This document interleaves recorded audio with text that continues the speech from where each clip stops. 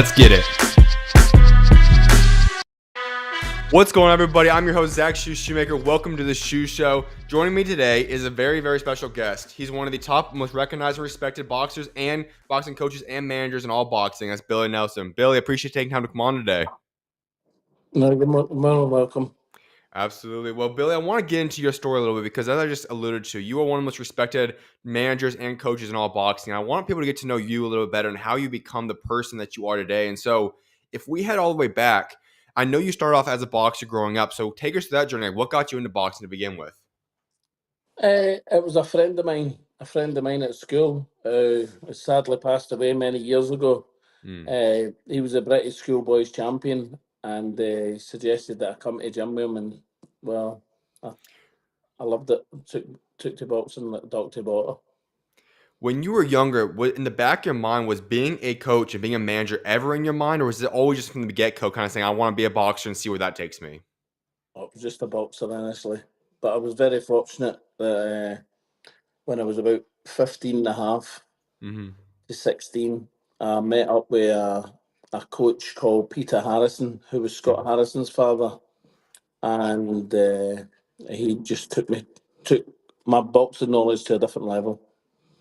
As you progressed then, at what point did you think that you had a chance to become the boxing coach and manager that you are today? Well, I'm a great believer in if you can't learn off some of the best, then you're never going to do anything, are you? Really?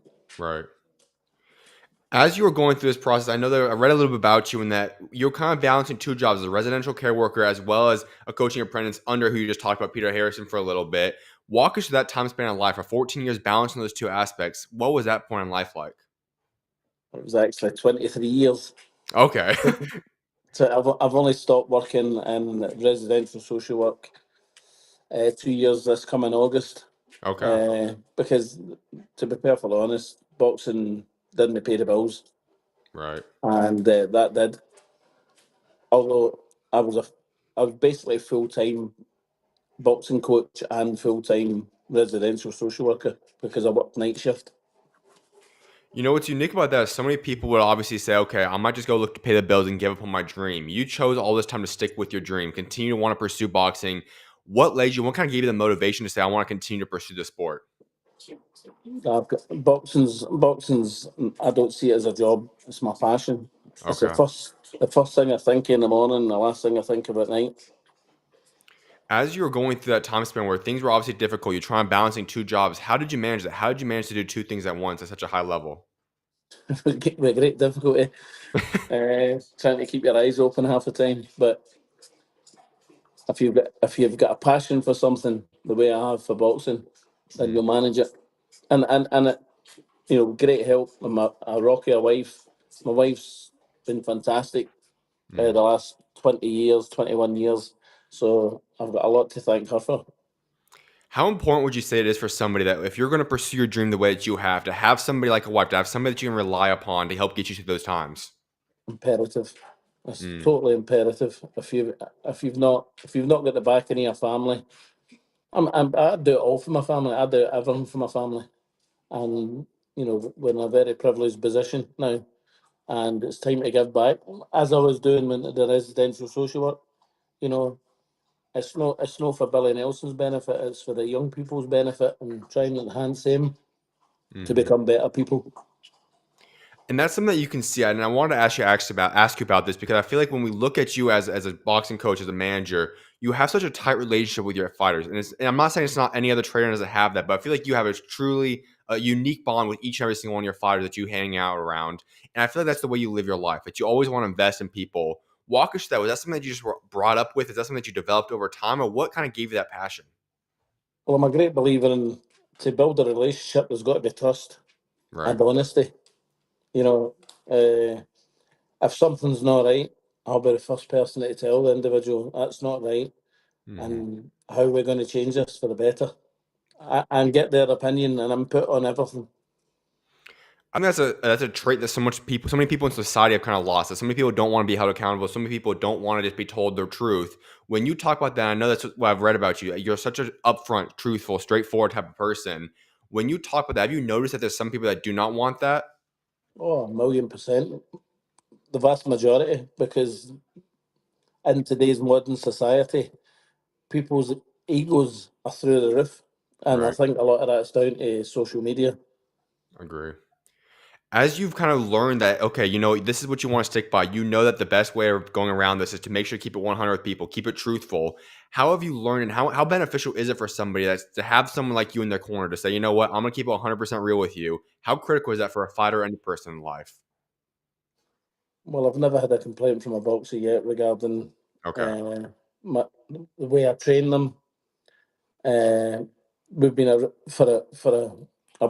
boxing coach from a small country, and without trying to sound boastful, we've been Mm, very successful, Jim. That's an extremely successful, Jim. definitely. So if you're getting listen, at the end of the day, boxing's very much a results driven sport, and we've been very lucky to get some good results over the years, excellent results. And you know yourself, success breeds success, and if and it, everybody learns off everybody in the gym, and it just snowballs from there, doesn't it? As you were looking for athletes, and you've identified so many great people, whether that be Ricky Burns, that be Marlon Coley, that be Lewis Crocker, the list goes on. What are you looking for a fighter? When you say, I want to manage this guy, I want to coach this fighter, what are you looking for in a fighter to make them that you believe that they can be something? Well, I'll be perfectly honest with you. I think I've only ever asked two boxers to come to my gym. The rest of either their managers or them themselves have asked to come to my gym. Okay. I asked Richard Reactor. I said to him, I met him in Los Angeles on the Anderson card and Terence Crawford, the Magdamov. Okay. Yep. And I said to him, I've always admired him as a fighter. I said, you're a super talented boxer. I says, but there's something missing. And I believe I could find that missing piece to make you a champion. Mm.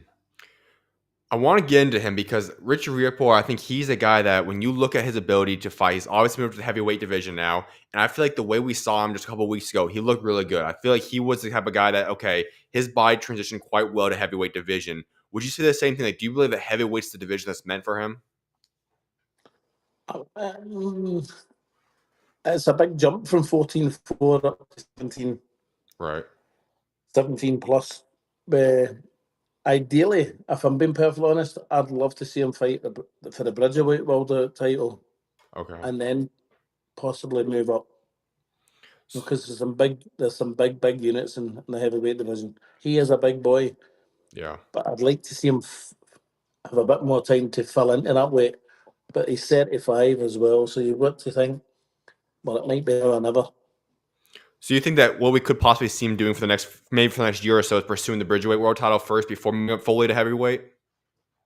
That's the decision Richard's got to make, but that's what I would like to see happen. Okay.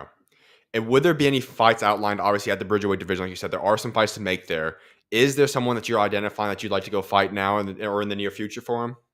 Any of them. And I All right. believe he'll stop every Bridgerweight world champion. All right. Now, I also want to get back into your story a little bit better because you were born in Scotland. You represent Scotland perfectly. Talk about just that, being able to represent what Scotland is and just being able to represent your heritage. What does that mean to you? It means everything. I mean, my fa- I really don't care what anybody else thinks about me. Right. What I, you know, you'll know yourself in boxing. A lot of jealous people in boxing. And Peter Hmm. Harrison once told me, he said, "You're going to be a successful coach in the years to come." I said, "And people that you think are your friends will talk behind your back because they're jealous of your success." Mm. And he's no far wrong. He was a very, very wise man. As you've learned that prospect about boxing, because I think that could be obviously in a lot of society, but I think, like you said, boxing specifically, there is a lot of that. How have you learned to navigate the branches? Because there's just been so much stuff that happens, and obviously people would say it's corruption, it's this, that, and the third. There's a lot of stuff that happens in boxing. How do you learn to stay focused on yourself and really say, okay, other stuff's going to happen. I can't do anything about that. I have to worry about myself. How did you learn that mentality? Because I just focus and I have a bit of banter with other people, Mm, but when it comes to focusing my fighters, I'm 110%. I give them 100. I demand 100% of my boxers, and and they'll get 100% off me. Mm. But you just don't listen to you don't. There's too many people in boxing now that have absolutely zero boxing background, never had a pair of gloves on, and they're in prominent positions in boxing, Mm. and they shouldn't be there. So when you talk about building the perfect coach, the perfect manager, all these different aspects that you've now kind of put together, what do you think is necessary as a foundation? Whether it's, like you said, being a boxer for X amount of years, training, learning from somebody, what do you think should be the requirements to be a good or successful boxing coach? Honesty. All right, I like that. Also for yourself, then I want to ask you about your career. If you were to say, everything you've accomplished, everything you've done to this point, would you be surprised if I were to tell, 20, 30 years ago, if I were to come and approach you, would you be shocked by the type of career that you've had to this point? Mm, probably, All probably. right. And so in that journey, what would you say has been the greatest or the best experience and moment you've had in your life from boxing? I've been very fortunate. I've been in a lot of, b- winning world titles isn't everything. In my opinion, it's great. As great as it is, Mm-hmm. you build relationships with boxers. Now I had a boxer called David Brophy. He's only lost 2 fights, and now we're two ex-world champions. And I took him to Melbourne in Australia, Mm-hmm. and he beat the world number 5 at the time, a boy called Zach Dunn. He Mm-hmm. stopped him in the 7th round in Melbourne. I was over the moon for David because he wanted it so much. He worked so hard. He's not the he's no a world beater, but he's such a tryer and gives it everything every day in the gym. And I Mm-hmm. was so proud of him. Uh, John Simpson winning the British title outright was fantastic. Martin Bacoli winning against Anderson in such good fashion Right. was great. Ricky Burns, obviously, 10 world title fights for us. Stephen Simmons winning the European. There's loads and loads of things. I know I kind of briefly asked you about this a little bit ago, but you can just tell by that answer right there. You truly do care for your fighters. It's not just about yourself. It's not just about your success. It's about the success and the joy that your fighters get to experience. When you talk about that, do you think that's a common trait in all boxing coaches, or is this something that's just unique about yourself? Well, I don't think there's anything unique about me, but what I decided many years ago when something happened that boxing let me down financially. Mm, I decided boxing was never going to determine what standard of living I was going to have. So I went back to work in mm, residential care, okay. and my mindset for there on was there's too many coaches. Not too many coaches. This may be a bit unfair, but there's coaches out there that only think about pound, shilling, and pence. Mm-hmm. I don't give a shit about that because I was earning a living in residential care. Anything I got for the boxing was a bonus, you know. So the financially, it didn't interest me at all. Mm-hmm. Just being successful, and my boxers lifting belts and winning titles was everything to me. Do you personally feel that you get the credit or the respect that you deserve from the boxing world, the boxing media? No, in Scotland, no, you definitely don't. Okay. Is that something that when you talk about that, does that ever impact you at all? I know you kind of just talk about the fact that obviously it's all about your fighters first, but I know there's a lot of people that, say things about you on Twitter or X or whatever people want to call it, social media. When you talk about that, does that ever get to you or how'd you learn to block that stuff out? Like I said previously, I don't give a shit what people think. I All right. genuinely don't. Mm-hmm. It's just whoosh. All right. See, if you can't say it to my face, don't say it at all. And Agree. nobody's ever said it to my face. All right. I also want to ask you about this because I feel like when you are as successful as you've been to this point, there's a lot of points in your life that you probably have learned from. You've gotten better as you improve throughout life. When you look back at your career, is there one moment that you can identify that you say, you know what, if you could go back, you'd change that moment? There's one moment you probably learned the most from? I was very fortunate, as I said earlier, that I had a magnificent coach and mentor Hmm. as a boxing coach, and Peter Harrison. Right. He was just that man. Nobody in England could touch him. See if he was English, he'd be up there with the greats. Okay. and I had a great grounding from him. And I like to think I carried on the majority of that, what I learnt from him, Mhm. and added some of my own stuff to it. If you could pick the biggest lesson that you learned from Peter Harrison, what would that be? Be honest with your fighters. All right. I want to go to a couple of your specific fighters now, and one of those is Ricky Burns. You guys had an incredible career. Obviously, you guys were, like I said, multiple world championship defenses. You guys had an incredible run together. When you talk about just that time with him, first of all, going all the way back, how did you guys get to meet each other? How did you guys get to know each other? Ricky failed to win the British title for I think it was the second time against a boxer called Carl Johansson. Hmm. I think it was in Nottingham. And a few weeks later, his manager, who done a fantastic job for him, a man called Alec Morrison, phoned me up and said, would I take a look at him and see if I could do anything with him? Because he'd stayed his full career, amateur and pro, with his amateur career, a man called Rob Bannon, who was the loveliest man you could ever wish to meet. Hmm. And Ricky came up to the gym, and I was astounded with his speed. Mm. But Ricky couldn't put one foot in front of the other. He couldn't move to the left, couldn't move to the right. He just circled he circled the ring. He was just an out and out boxer. Hmm. And something happened that day. He said, I'll do 4 rounds in the bag. He says, I'll do some skipping, do some sit-ups, and I need to go. I said, well, see if you think you can do that in my gym. I says, don't bother unpacking your bag. Just go now, and I wish you all the best. So his ears pricked up. He took heed, and that boy came on bundles. I must admit that I think his first 6 or 7 fights for me were all in a matter of maybe 6 months, 7 months.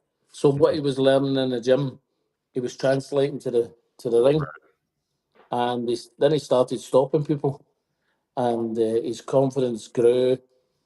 We got a Commonwealth title fight on a week's notice against a southpaw. We were already fighting on that bill, but at the top of the bill, something happened, an injury or something, and we got asked, "You want to fight this guy? He's a southpaw." We had one spar the Friday before the fight, Okay. and we went down and won the Commonwealth title, and his confidence just shot right through the roof. Mm. If you were to say that Ricky, when you first met him, was going to become a world champion and a very, very successful, incredible world champion, would that have shocked you? I'd have laughed at you. What was that? I would have probably laughed at you. Okay. So when did you realize that? When did you feel like this Ricky Burns can be as successful as he did? When did everything kind of come together for him? When we fought an African who had 16 or 17 knockouts out of as nearly as many fights. Hmm. And I was really worried because now and again you get a rough diamond coming from Africa, and you're thinking to yourself, this guy's had all these knockouts. He must be decent, something about him. Right. And Ricky stopped him. Ricky actually knocked him out. Mm.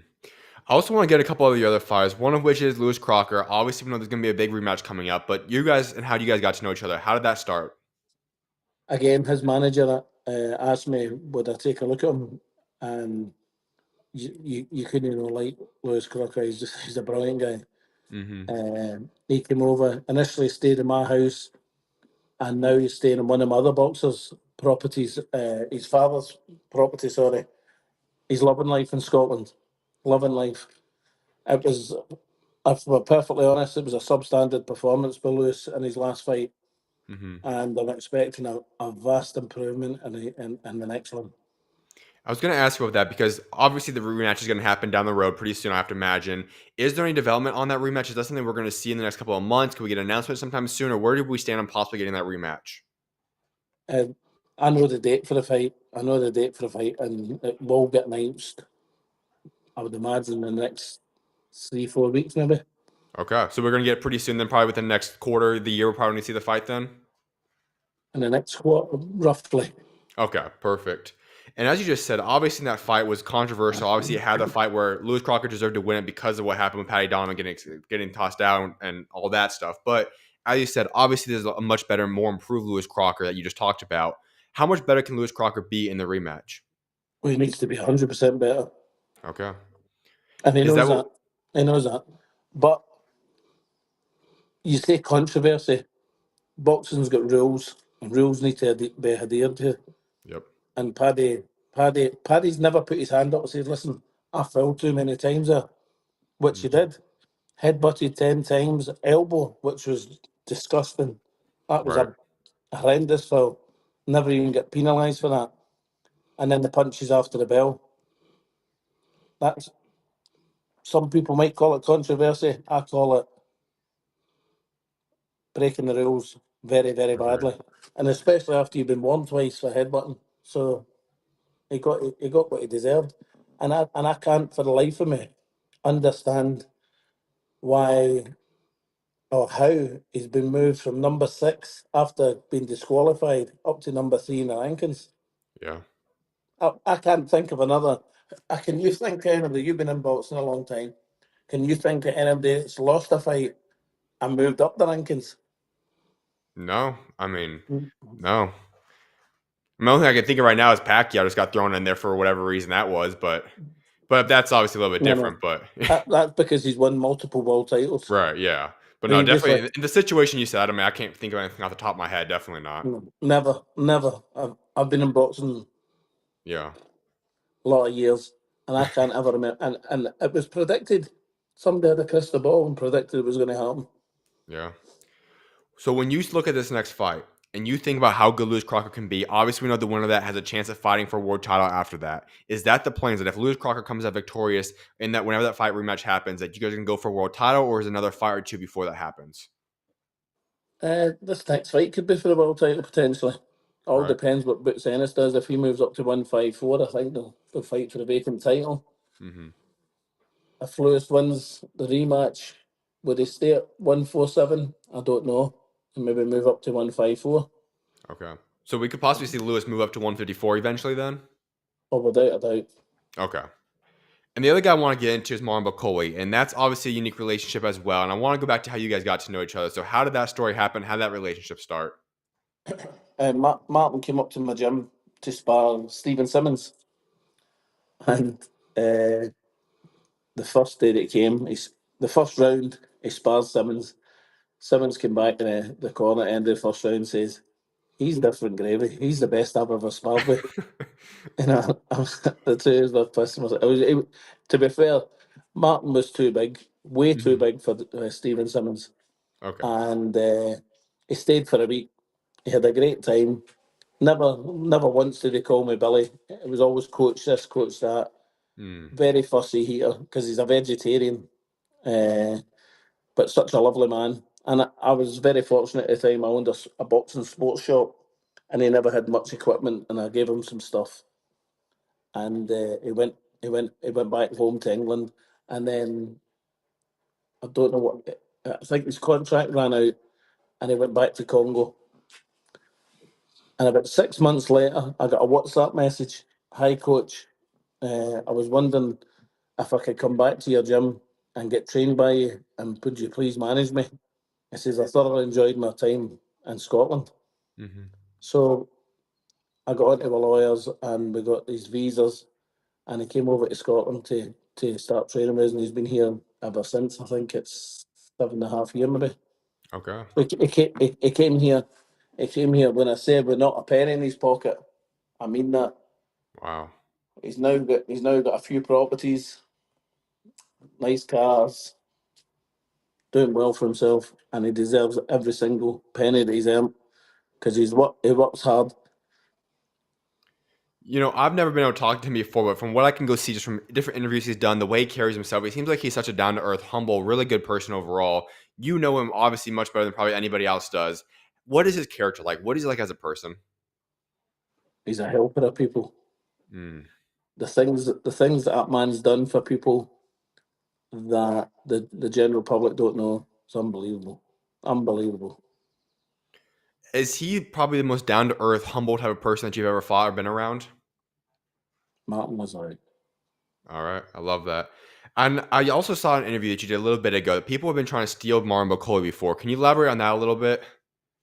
it was just he's that loyal. But Mm. you know, listen,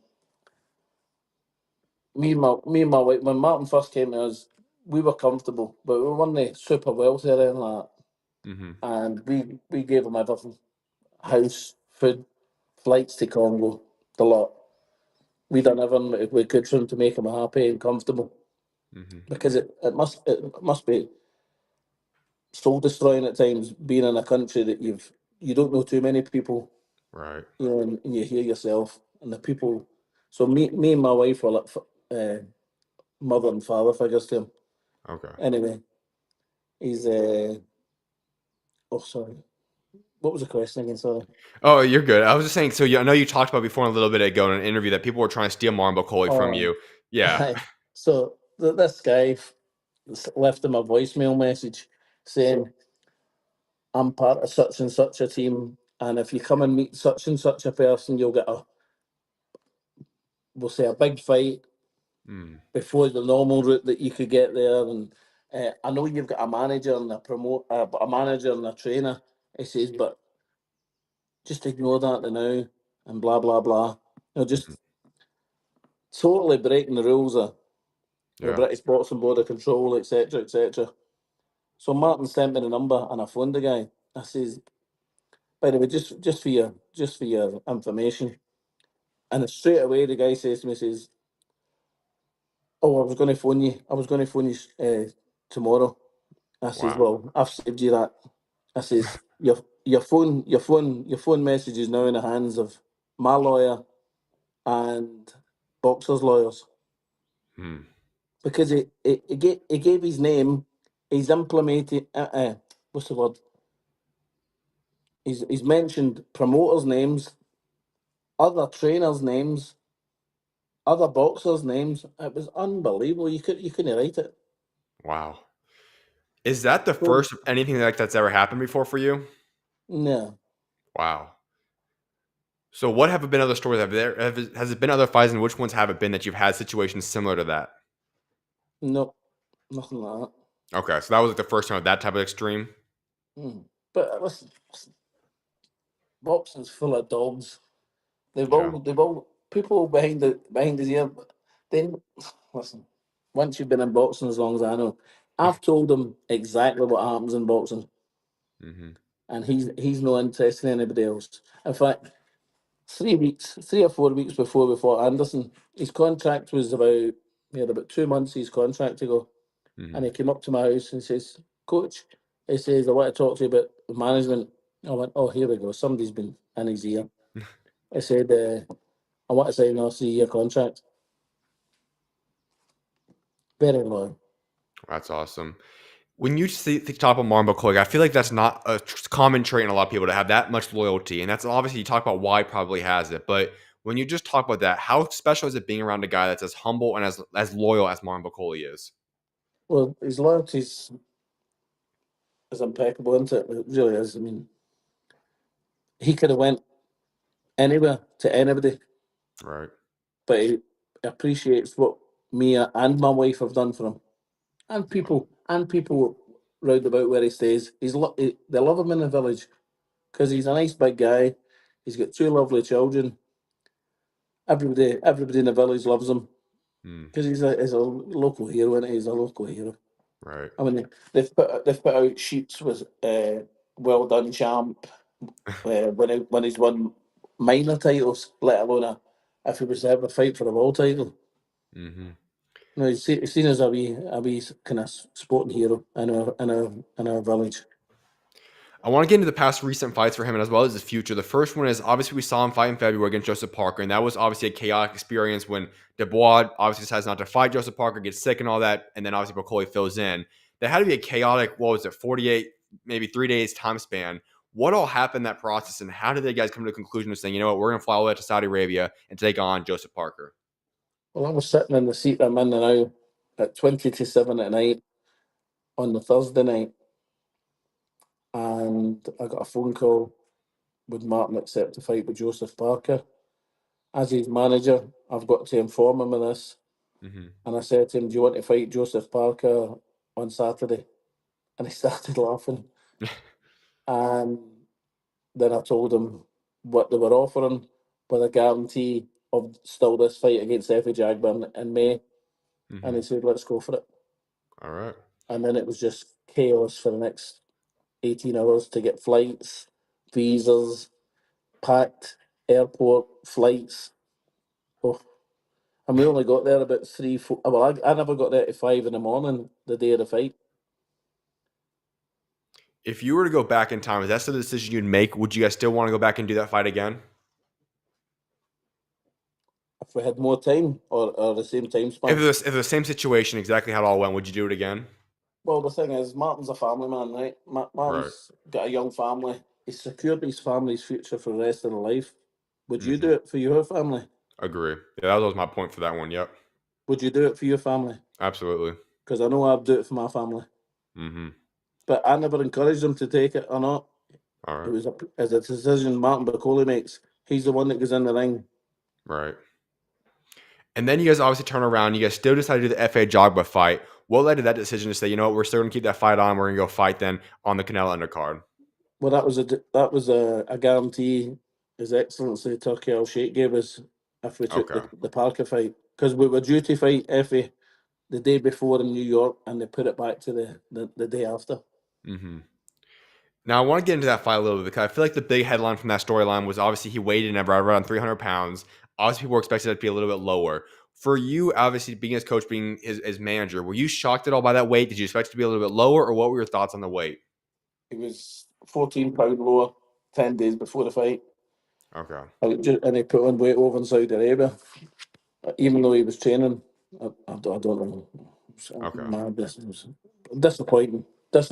But as of Monday or a week on Monday, we've already got a nutritionist on board.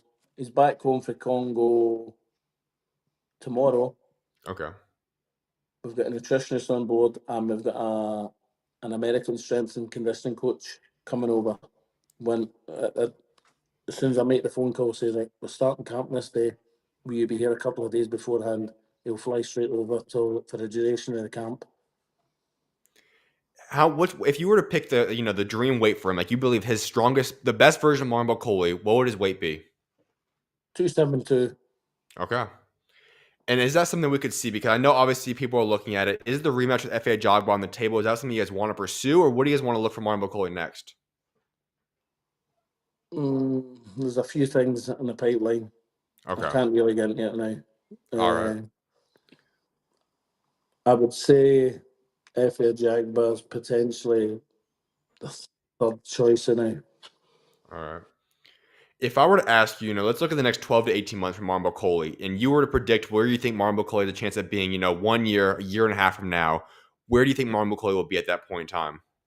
Given the opportunity, a world champion, because he's got to get it once he gets to the weight. See, when he gets down to what 272 is 270, Okay. nobody in the world will beat him. All right. And obviously, I think that's the key point because I think when we look at the Jaron Anderson fight, that was the best version. I think we saw Marlon Coley. That was a dominant point. We saw what he looked like there.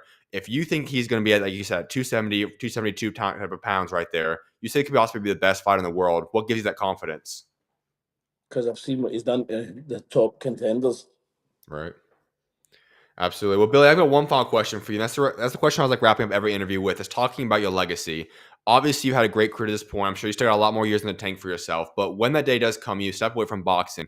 What is it that you want to be remembered for what you've accomplished as a boxing coach and manager? Uh, just the boxers that I've trained. So many of them, I'm still so much friends. Still friends, and you befriend them. Mhm. That's a sign of not just me being a boxer, but also a friend of the fighters that I train. That's more important than anything. All right. I love that. Well, Billy, I appreciate taking time to come on today. It was a blessing and honor having you on here, and best of luck going forward. Thank you. All the best for your podcast. Cheers. Appreciate you as well. You're always welcome on, Billy. God bless. Thank you. Bye bye.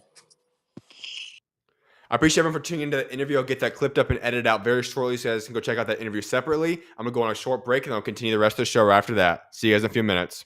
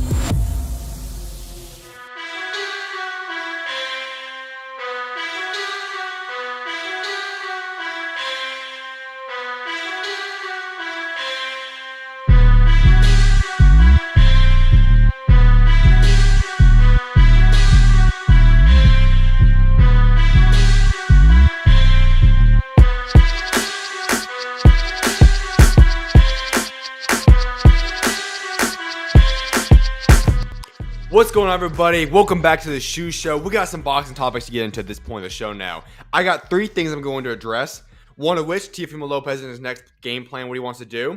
Then we're going to hop into Inoue and the news that came out about him, as well as Jake Paul and the Tank Davis rumors that's been getting circulating even more now. With that being said, let's hop right into the very first one. So, Devin Haney reportedly wants to fight Teofimo Lopez next.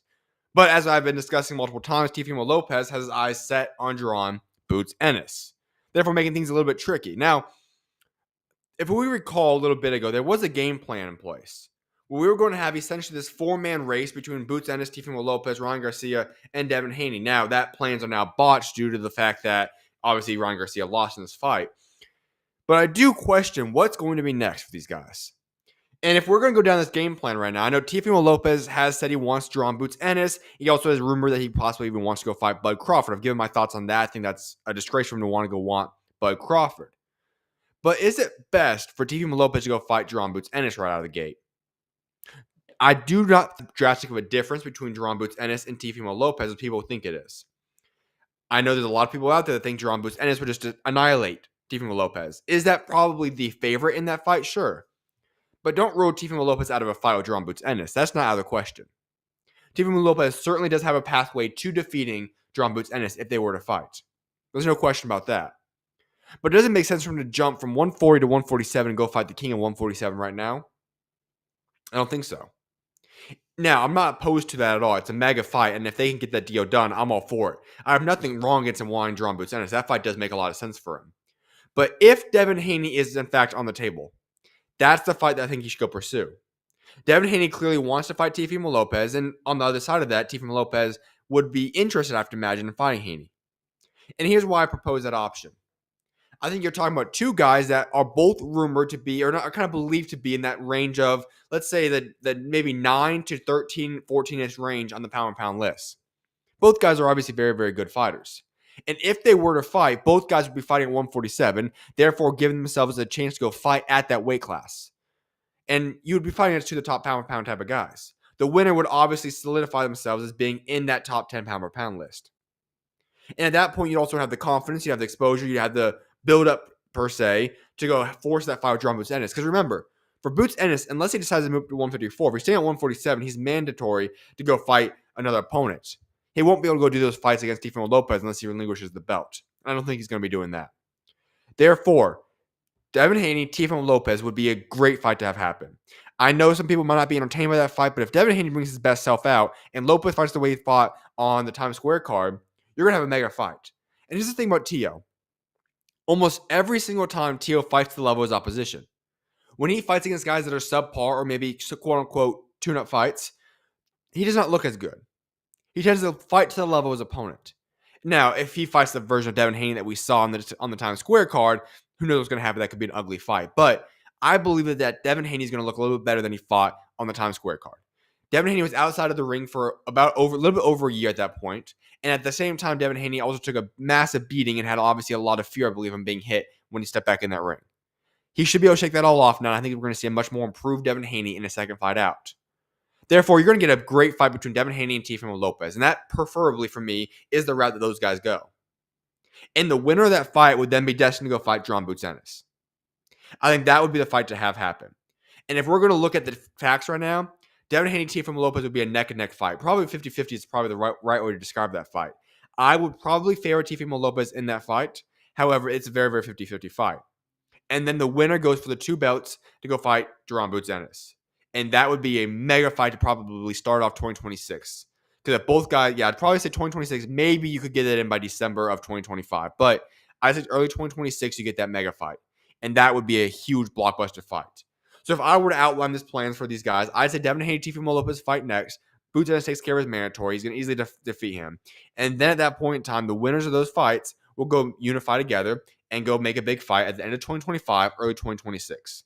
It makes plenty of sense. And at that point in time, I believe if Devin Haney or Teofimo Lopez, whoever beats those guys, if they defeat Jaron Ennis, at that point, you then go for undisputed at 147. You would then have 2 of the belts. You could go fight Barrios or Pacquiao. Obviously, we'll see how that fight goes. Or Brian Norman, whatever happens. If Ennis goes on to win that fight, he then is set in position to say, you know what?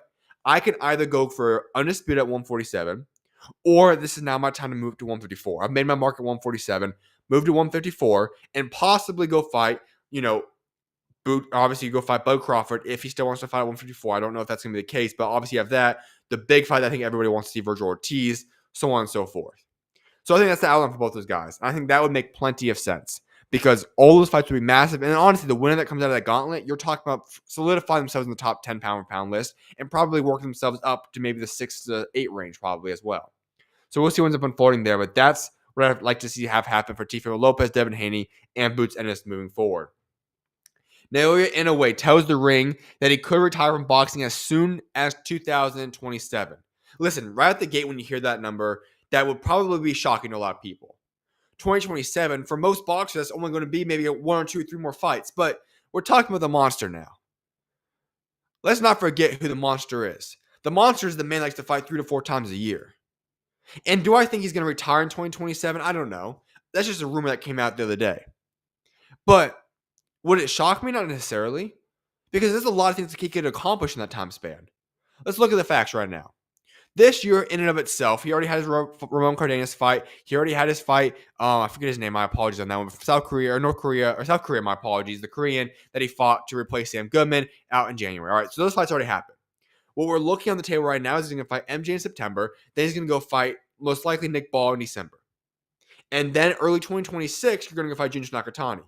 That means there's 3 more fights he could go make. If he defeats all those guys and he gets to that massive gauntlet, he's going to officially move to 2026. And when you're in 2026, you move to 26, and then that's in the year 2026, he could go out there and fight and go for undisputed at 2126 if that is the case. Now, obviously, that's up to him and how he's going to handle business. But my guess is that if he goes through the MJ gauntlet, he goes through the June tournament gauntlet and fights Nick Ball, all those things happen, then he's going to move to 126 permanently with the belt. And he could go for undisputed. And he'd have 3 more fights in 2026 and possibly 2027. He could have 3 to 4 more fights. We're talking about him still having possibly 8 more fights left in the tank. Remember, Inoue moves different than every other champion. When we talk about the best people, the best champions in boxing, that's Naoya Inoue. And there's no debate about that. I know people want to go say all these different things. I personally have Naoya Inoue number 1 on my pound for pound list. I can debate that easily. I think if you want to say Usyk or Bud Crawford's number 1, I've got no problem with you saying that. But here's what I will say. Inoue's top 3 pound for pound list, my number 1. But beyond just the pound for pound list, the most talented fighters in boxing. Inoue moves different than every other champion in boxing right now. No other champion will go out of his way to make sure that he has fights lined up back to back to back. We're talking every year he wants to get 3 to 4 fights in. No other champion is moving like that. We see a lot of champions that won't even fight for an entire year. We're seeing a guy in Vasily Lomachenko who he has an excuse right now. He has not fought now for over a year at this point in time, and he possibly might not be fighting for 18 months as a champion by the time we get to his next upcoming fight, if he is to return. We're looking at guys that Tank Davis take about a year off. All these guys want to take so much time off in between their fights. Inoue saying boom, boom, boom, boom, boom. And it's not like he's just getting through these fights without any issues. Obviously, Cardenas, he defeated, or Inoue had his way with Cardenas down the stretch. He got dropped. He took on some damage in that fight. But yet Inoue wants to bounce right back and fight again. That's the way the monster moves. And so when he says he's going to retire by 2027, obviously that would be unfortunate. He's an incredible ambassador for boxing. But that doesn't mean that his time in boxing is going to be very, very limited. We still can see Inoue fight for, I guess, 6 to 8 more fights probably, if that is even true. So, what I will say is this, embrace Inoue. Because I don't know when we're going to have the next champion that moves the way that Naoya Inoue does. He moves at a different pace, at a different time than every other fighter does in championship boxing right now. That's why we need to embrace Naoya Inoue. The final subject for today's show revolves around Jake Paul. And something I discussed this actually about a week ago. I said it's one of the biggest disgraces in all of boxing. And you could put that right up there with the Jake Paul, Mike Tyson, and Manny Pacquiao, Mario Barrios fight, these different things. It's Jake Paul fighting Gervonta Tank Davis. And he reiterated that the fight was nearly a done deal, and the weight would have been at 195. Obviously, Tank Davis is not even coming close to 195, but whatever. Here's the exact details that Jake Paul revealed on the Ariel Helwani show about the Tank Davis fight. It was going to be an exhibition fight. There was no restrictions. 195 pounds, 10 3-minute rounds. What in the world? What the heck? I mean, when we look at this fight, it makes absolutely no sense. For Jake Paul and his theory of what he wants to do, obviously going out there making a lot of money, big fights, so on and so forth. It fits his bill, yes. But what is Tank Davis doing? When we look back on Tank Davis, unless this is a false thing that does not come to fruition, Tank Davis goes out there and fights Lamont Roach, take care of his business against Shakur Stevenson, Keyshawn Davis, those guys. If he doesn't go out there and finish off his career strong, is he even a Hall of Fame fighter? Now, don't get it twisted. Does he have the potential to be a Hall of Famer? Is he have an exceptional talent that could have accomplished so many great things? Absolutely. But for whatever reason, Tank Davis is not concerned with the fact of wanting to become a world champion and an all-time great. And if he's just in it for the money, then that's fine. So be it. Go do these things. But doing an exhibition when you're still in your physical prime and you're in the later ends of your physical prime, and there's so many big fights you could be making, but yet you want to go out there and pursue a fight with Jake Paul, and you even had a Jake Paul fight lined up. Listen, let's go back when we were already complaining about the Lamont Roach fight. Obviously, we were wrong. Lamont Roach proved himself. We were wrong in that situation. But when Lamont Roach got announced, we were all disappointed as boxing fans. Why was he pulling up a guy from 130 to go fight him? It still was a little bit odd when you had guys perfectly suited to go fight you at 135 to unify. However, let's just throw that aside. We were already upset with Tank Davis for that standpoint. And then you were going to go throw in the standpoint that in the mix of all this, he was negotiating a fight for an exhibition against Jake Paul. I mean, could you imagine if he were to go take care of Lamont Roach and that fight ended up looking like a trash fight, and then he went on to fight Jake Paul? Listen, this resume that Tank Davis is putting together and currently has is not going to put him with the all-time greats that he had the potential of being at because of the God-given ability of him. His God-given ability for Tank Davis has the potential to be one of those guys of this generation, a guy that has such an incredible legacy, has a guy that will be remembered as a Hall of Famer, so on and so forth. The Tank Davis that has now lived out his career to this point is not going to be a guy that likely will make the Hall of Fame. The Tank Davis that we have seen to this point that wants this fight with Jake Paul is not going to be the guy that's going to go put together this resume that's going to be remembered as an all-time great. A memorable fighter, sure. A guy that had great knockouts, yes. But not the type of guy that he had the potential of reaching. He might be up here, let's say, but his potential, what he could have accomplished if he were so focused, locked in, and worried about legacy, could have been all the way up here. He's going to be remembered because of his name. But when we talk about legacy and the guys of this generation, the all-time great boxers, he's not anywhere near that category because of the fact that he won't fight these guys. He's too concerned with the paycheck, too concerned with these guys like Jake Paul. And it is an embarrassment to go want to set up a fight for an exhibition fight against Jake Paul in the middle of your physical prime. Absolutely embarrassing. There's no reason for him to be doing that. And when you look back on his career and you really look back and see these fights that he's been doing, what does his record really say? What does his resume really look like to you? Because when I look at the resume, that's not a resume that I look to and I say, this is a guy that's going to make the Hall of Fame. What is on that resume that stands out to you? Lamont Roach looks like a good fight now. That's a draw. But Lamont Roach was once again pulled up from 130 to 135 to fight him. He had every opportunity to go make himself an all-time great.